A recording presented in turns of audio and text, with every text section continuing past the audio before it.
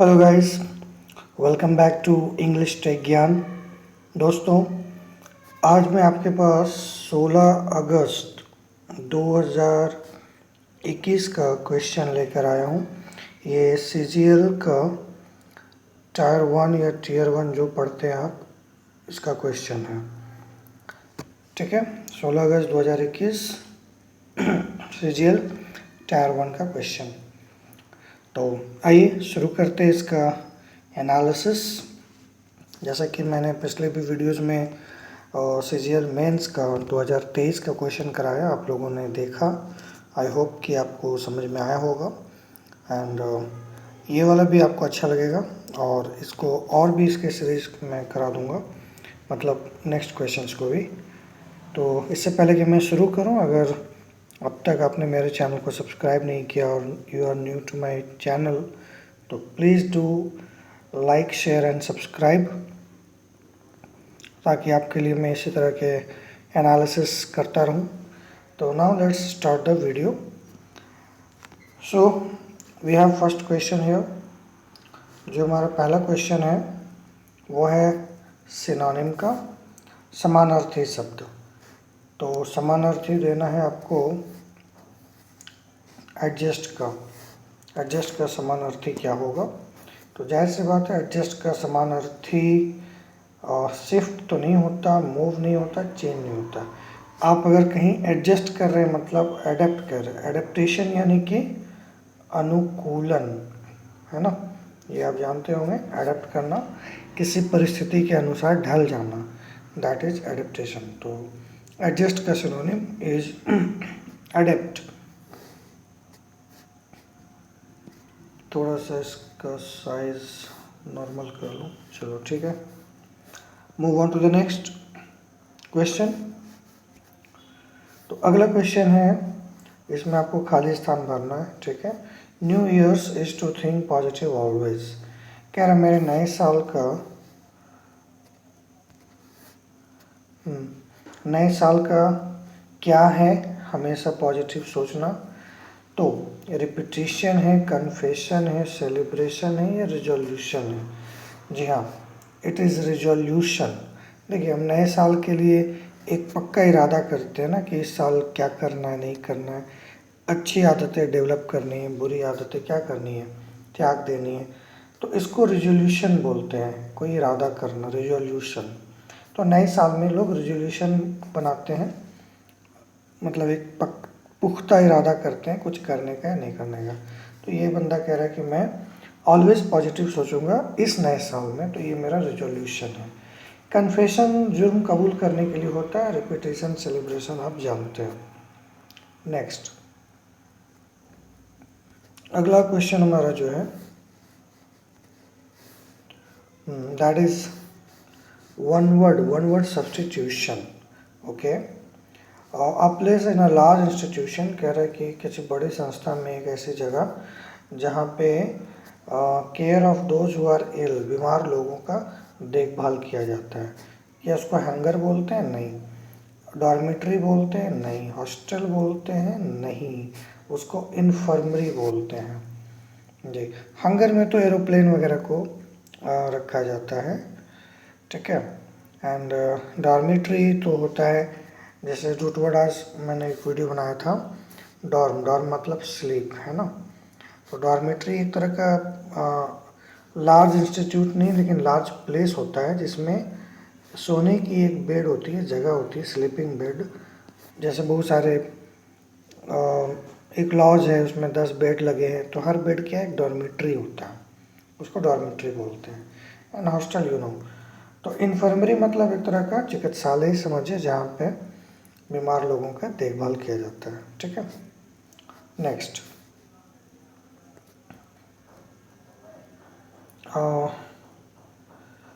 अगला क्वेश्चन आपका ABCD, अच्छा ये वाला है। तो इसके लिए मैं जगह तो नहीं आ रहा क्वेश्चन एक साथ, खैर पहले ऑप्शन देख लेते हैं। तो ऑप्शन है CBAD, ACDB एंड BCDA। चलो ठीक है। और इधर आपका एक है शुरू में, which ever soonest made traveller. Okay. तो सेंटेंस की शुरुआत क्या यहाँ से करेंगे, विच एवर से नहीं करेंगे, ठीक है। और दे एग्रीड, दे से करेंगे क्या, दे से भी नहीं कर सकते क्योंकि प्रोनाउन है। तो एक्चुअली सेंटेंस शुरू होगा कि a dispute once arose, once लिखा है मतलब एक बार की बात है कि एक विवाद जो है हवा और सूरज के बीच हो जाता है कि दोनों में ज़्यादा ताकतवर कौन है। और ये पता करने के लिए उन्होंने क्या किया, एक टेस्ट किया, यानी कि सी एंड देन बी, तो सी बी बी ए पहला, ठीक है। इन्होंने टेस्ट करने के लिए एग्री हो गए ये लोग कि चलो ठीक है हम लोग टेस्ट कर लेते हैं, इससे पता चलेगा कि ज़्यादा ताकतवर कौन है। उसके बाद ए में कह रहा है कि भाई कोई ट्रैवलर है, कोई यात्री है, और उस यात्री का दोनों में से जो भी जो है कोट यानी कपड़े उतरवा दे, क्लोक या कपड़ा उतरवा देगा, वो ज़्यादा ताकतवर माना जाएगा, ठीक है। और इसके बाद क्या होता है, इसके बाद हवा जो है तेज़ी से बहना शुरू हो जाता है, विंड बिगन ब्लू अपनी पूरी ताकत से, ठीक है। और कोल्ड एंड फियर्स स्टॉर्म, मतलब वो पूरा हवा तेज चलाने लगता है, ठंडा और तूफान जैसा। अब आगे क्या होता है वो तो कहानी में होगा, बट फिलहाल C B A D is the option, ठीक है। चलो नेक्स्ट है, कॉमन एरर लग रहा है, चलो। रमन पुटेड तो कभी नहीं होता, पुट होता है, चाहे V1 चाहे V2 चाहे V3, ठीक है। इसका तीनों फॉर्म क्या होता है, पुट होता है, तो पुटेड तो नहीं होगा। तो एरर कहाँ होगा, जहाँ पुटेड है, या मतलब ये आपका 4 ऑप्शन में, जी हाँ, एरर 4 ऑप्शन में पुटेड नहीं होगा, पुट होता है पुटेड नहीं होता, ठीक है। चलिए, तो बहुत ही सिंपल था, टीयर 1 का क्वेश्चन है। उसके बाद है इज़ द डोर क्लोज्ड, और ये आपका रिपोर्टेड स्पीच पूछ रहा है, यानी नरेशन है, ओके। तो यहाँ पे इंट्रोगेटिव साइन है, क्वेश्चन कर रहा है, बढ़िया। तो सबका आरवी आस्क होना चाहिए, जो कि है, चलो ठीक है, इससे कोई इश्यू नहीं हुआ। अब सवाल है कि यहाँ इज़ है, तो हम इज़ वाले ऑप्शन को नहीं ले सकते, क्योंकि अगर आरवी पास्ट हो, है ना, तो helping verb is am are नहीं होता, वाजवर होता है। तो वाजवर वाला कितना ऑप्शन है, एक यहाँ पे है वाज, और ये हमने 2 और 3 तो छाड़ दिया, और हल्का इसमें वाज तो है ही नहीं, तो बचा कौन, पहला, ठीक है, समझ गए। आर वी पास्ट हो तो फिर आर एस का टेंस क्या होता है, वो भी चेंज होता है अकॉर्डिंग टू टेंस। तो इसका इस तो नहीं रखते हम लोग, कभी नहीं रखते हैं। मैं बार बार कह रहा हूँ, मेरे नरेशन के वीडियोस जो है प्लेलिस्ट में चेक करो, प्लेलिस्ट बना हुआ है नरेशन का, वॉइस का, रीअरेंजमेंट का, ये सब चेक कर लो, बहुत ही काम के चीज़ें हैं आपके लिए, ठीक है। क्योंकि मैं तो बना लेता हूँ, आप बनाओगे कि नहीं पता नहीं, तो उसके लिए आप एक बार चेक कर लो, तब आप भी बना लोगे। सारा ट्रिक टेक्निक मैंने बता रखा है, ओके। चलिए, तो आंसर इज वॉच, क्योंकि इसका वॉच चाहिए था, जो कि केवल एक जगह है। ये तो एक बार में मैं बनाता हूँ, ये सब सेकेंड में बनते हैं, मिनट भी नहीं लगता। स्लैक का सिनोनिम पूछा गया है, ठीक है। स्लैक, देखिए स्लैक मतलब लैक, लैक मतलब कमी होता है, तो स्लैक का सिनोनिम केयरलेस हो जाएगा। और भी ऑप्शन है, लाइवली, कीन, एक्टिव, तो ये सब होंगे नहीं। लाइवली मतलब जो जीवंत है, कीन मतलब बहुत ही शार्प, कीन मतलब शार्प होता है, एंड एक्टिव आप जानते हो, कीन एंड एक्टिव सब एक ही है, लाइवली, ठीक है। तो आंसर क्या हो गया हमारा, स्लैक का केयरलेस, जो लैकिंग समथिंग, देखो लैक से बना एक्चुअली लापरवाह कह सकते हो, स्लैक को नेग्लिजेंट भी कह सकते हैं, ठीक है। चलो, do the next question, fill in the blank है, यहाँ से करते हैं, इसका ऑप्शन लेते हैं केवल। तो we dash the mark of the question, okay okay okay. देखिए क्वेश्चन को क्या कर रहा है, कह रहा है कि we dash the marks of the students on different subjects. तो डिफरेंट सब्जेक्ट में जो स्टूडेंट्स का मार्क्स है, उसको किया जाता है क्वेश्चन, मार्क्स को क्वेश्चन नहीं करते, प्रूव नहीं करते, इंस्पेक्ट नहीं करते, मार्क्स को एनालाइज करते हैं, ठीक है, ओके। कंपैरिजन करने के लिए उसका विश्लेषण होता है, क्वेश्चन नहीं करते। मार्क्स वगैरह जो होते हैं उसको एनालाइज कर सकते हैं कि परफॉर्मेंस कैसा है, या इस बार कैसा है, अगली बार कैसा था, ऐसा। प्रॉब मतलब देखना होता है, छानबीन या प्रॉब करना। तो क्वेश्चन को एनालाइज किया जाता है, कॉपी को भी एनालाइज किया जाता है। तो answer is analysed. Again we have common error. The recruiters were pleased. Okay okay okay, चलो प्लीज़ के साथ हम प्रीपोजिशन टू तो नहीं लगाते, या तो एट लगाते हैं या विद लगाते हैं। एट लगाते हैं जब हम किसी बात पर खुश होते हैं, और विद लगाते हैं जब हम किसी व्यक्ति से खुश होते हैं, समथिंग एंड समबडी। ठीक है, तो यहाँ नॉलेज एंड पर्सनैलिटी की बात है, तो थिंग है तो फिर एट लगा लेंगे। Please at John's domain knowledge and personality. ठीक है, चलो रिक्रूटर्स जो है, जो एक नौकरी दे रहे हैं, वो जॉन के पर्सनल नॉलेज और पर्सनैलिटी पर या उससे खुश थे। ठीक है, चलो नेक्स्ट वी हैव। तो आंसर इसमें आपका क्या गया? आंसर गया ये वाला ना, पहला पार्ट में यहाँ पे प्लेस्ड के साथ एट लगा दीजिए। चलो नेक्स्ट है 10 नंबर। कुछ लोग सजेस्ट करेंगे कि सर प्लीज़ के साथ बाय भी लगा सकते हैं। हाँ, लगाने को लगा सकते हैं प्लीज्ड बाय, लेकिन एट ज़्यादा बेटर है। अ स्टॉर्म इन अ टी कप, ये एक फ्रेज है, इडियम है, और इसका मतलब होता है lot of first that will soon be forgotten. एक चाय की प्याली है और उसमें क्या है कि तूफान आ रहा है। भाई चाय की प्याली में कितना बड़ा तूफान आएगा? बहुत छोटा सा चम्मच चला दोगे, है ना, तो हल्का सा वर्लपुल बन जाएगा, लेकिन वो तुरंत ख़त्म भी हो जाएगा। तो लॉट ऑफ फर्स्ट मतलब बहुत हंगामा, लेकिन फिर क्या है, उसको भुला दिया जाता है, तो उसे बोलते हैं स्टॉर्म इन अ टी कप।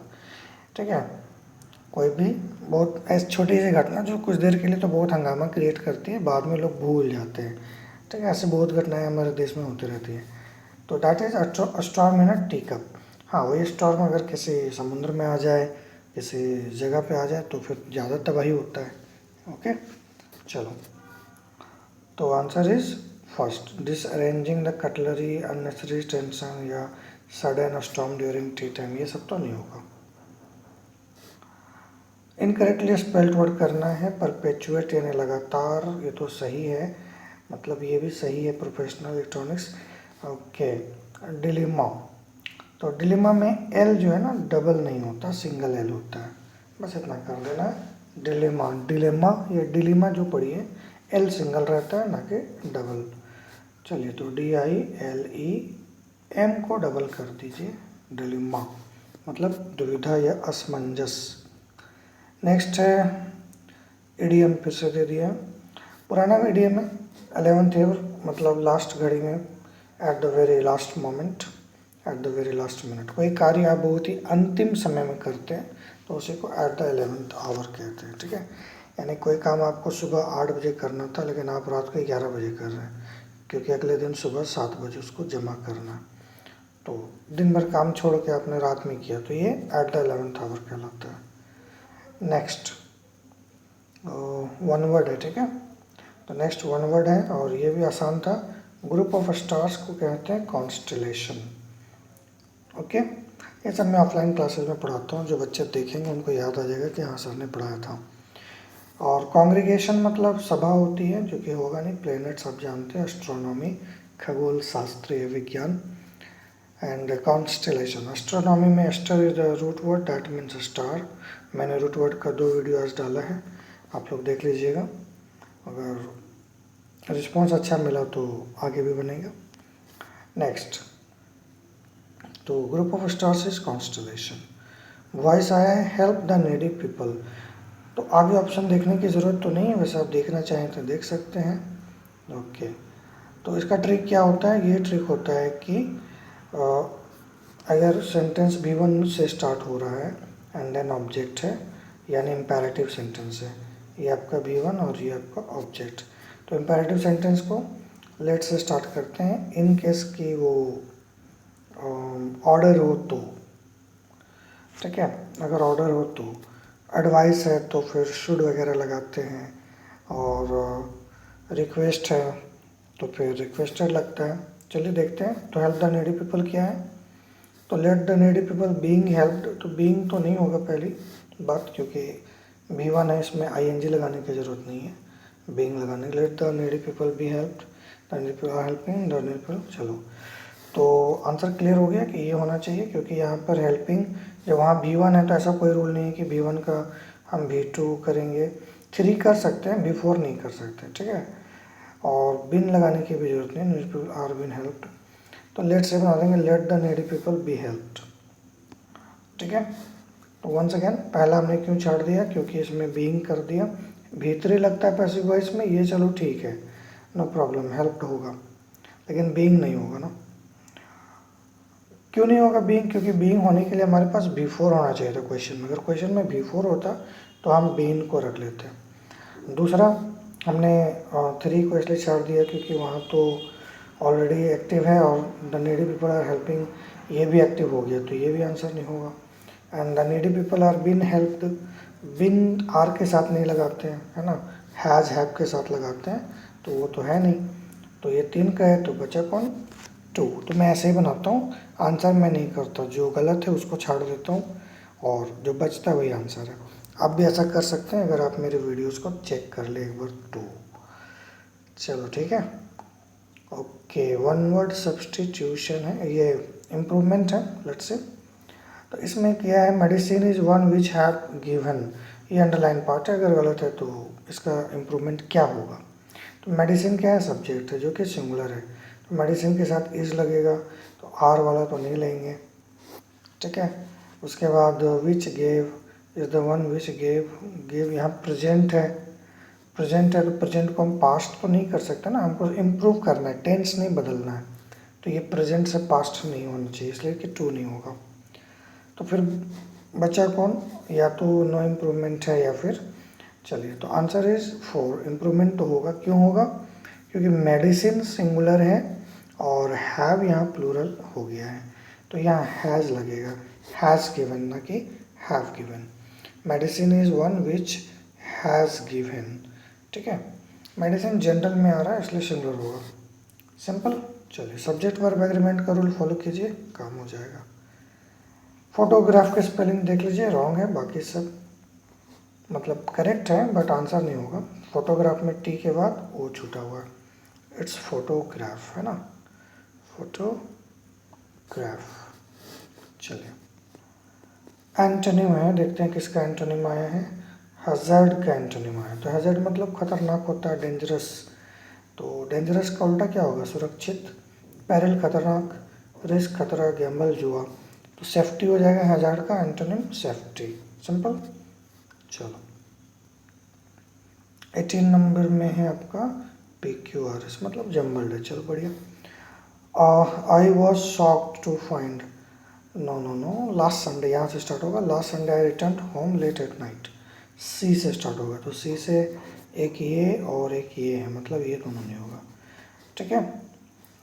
तो लास्ट संडे मैं घर देर से पहुंचा, उसके बाद क्या हुआ होगा, फिर मैंने देखा कि भाई वो घर मेरा अनलॉक था, ठीक है। उसके बाद मैं क्या, मैं अंदर दौड़ के गया, कोई भी ऐसा करेगा, यानी कि सी फिर ए फिर डी, है ना, ये जा रहा है सेकंड वाला। और फिर मुझे आश्चर्यचकित हुआ ये देख के कि मेरा बेटा अंदर था, क्योंकि उसके पास पहले से चाबी थी, ठीक है, तो वो पहले से आ गया था, लेकिन मुझे लगा कि कोई क्या हो गया, डकैत वगैरह रॉबरी कर लिया होगा। तो आंसर है CADP, सिंपल था, बहुत ही आसान। टीयर 2 से तो ठीक ही था, टीयर 1 थोड़ा लेवल डाउन है। एंड चलिए ठीक है, इम्प्रूवमेंट है, करते हैं। आस्क्ड राहुल दैट, ठीक है, यानी कि आपका इनडायरेक्ट स्पीच में, तो इनडायरेक्ट स्पीच में क्या होता है, जब इंट्रोगेटिव सेंटेंस होता है जिसमें आस्क लगा हो और आगे में दैट लगा, हालांकि दैट तो लगता नहीं, लेकिन चलो ले लिया तो अब क्या कर सकते हैं। आई आस्क्ड राहुल दैट,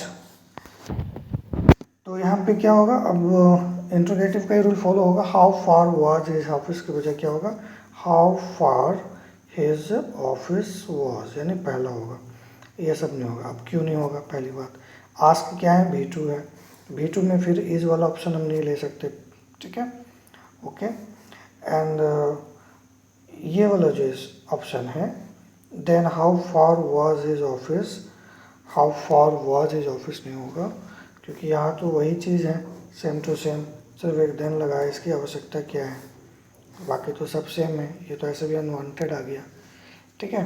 और इम्प्रूवमेंट तो होगा, क्योंकि जब आर बी पास्ट हो तो ऑप्शन सब्जेक्ट वर्ब का चलता है स्ट्रक्चर।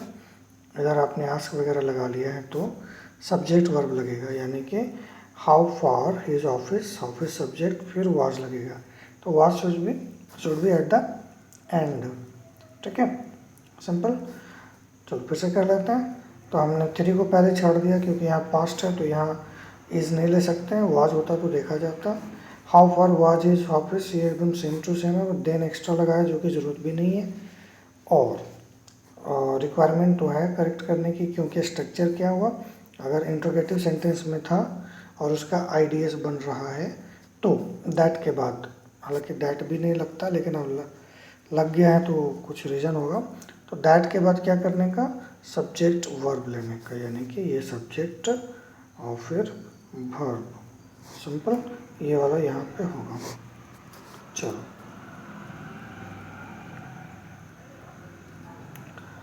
20 नंबर एंटोनिम पूछा है, और यहाँ मैग्निफिसेंट। मैग्निफिसेंट मतलब क्या होता है, विशाल होता है, बड़ा होता है, वैभवशाली होता है, बहुत तरह के वर्ड होते हैं, ठीक है।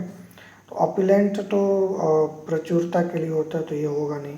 ग्रैंडियोस, ग्रैंड मतलब बड़ा विशाल, ये भी नहीं।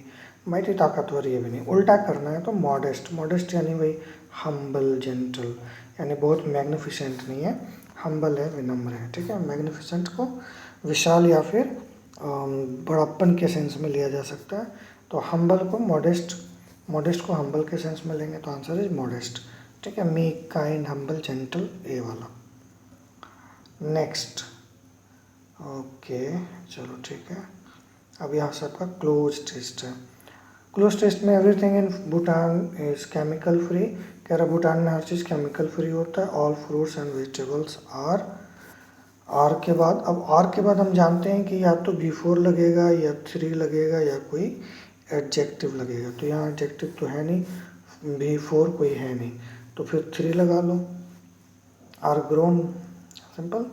आर के बाद यही 3 चीज़ लगा सकते हैं, या तो before, are growing, are grown, या कोई एडजेक्टिव, आर राइप, रॉटन, कुछ भी।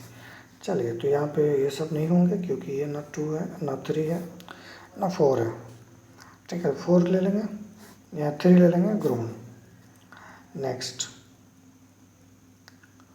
नेक्स्ट में है तो वहाँ पे जो है वेजिटेबल्स, फ्रूट्स को कैसे उगाते हैं, ऑर्गेनिकली उगाते हैं, ठीक है। चलिए, केमिकल का यूज़ नहीं होता। So whatever you buy is dash farm produce, तो जो भी आप खरीदते हो कहाँ से खरीदते हो, नियर बाई यानी नज़दीक के फार्म से, ठीक है। सब बाहर से नहीं आता, जो उगता है वहीं उगता है। तो लोकली फार्म नहीं होता है, क्लोजली फार्म नहीं होता, नियरली फार्म नहीं होता। फार्म के साथ क्या लगेगा, जिसे हम बोलते हैं near by school, near by college, near by railway station, तो इसके साथ नाउन लगा लेंगे, near by farm. As the dash, कह रहा है कि तो जो भी आप खरीदते हो नज़दीकी दुकान से खरीदते हैं, ठीक है। As the of the population indulge, तो as the what, as the, ये लगेगा आपका मेजॉरिटी ऑफ द पॉपुलेशन, ठीक है, majority. As the majority of the population indulge in farming, क्योंकि वहाँ ज़्यादातर आबादी क्या है, किसानी यानी खेती में इंडल्ज है, ठीक है। तो मेजॉरिटी जाएगा, मास ऑफ द पीपल नहीं होता है, community of the people, common of the people नहीं होता, मेजॉरिटी ऑफ द पीपल होता है। चलिए, नेक्स्ट है एवरीथिंग इन भूटान, हो गया। इधर आप पढ़ लेते हैं। अब ये सारी बातें कौन बता रहा है, उसका टैक्सी ड्राइवर, जो राइटर है वो कह रहा है मेरे टैक्सी ड्राइवर ने बताया, इसका नाम है कर्मा चिमे। We use turmeric on wounds, हम हल्दी लगाते हैं जख्मों पे। ऑल्सो टू डाई, और डाई करने के लिए हल्दी कहाँ लगाते हैं, इसमें सॉरी यहाँ पे और भी आएगा ना, फार्मिंग फॉर, ये तो हो गया।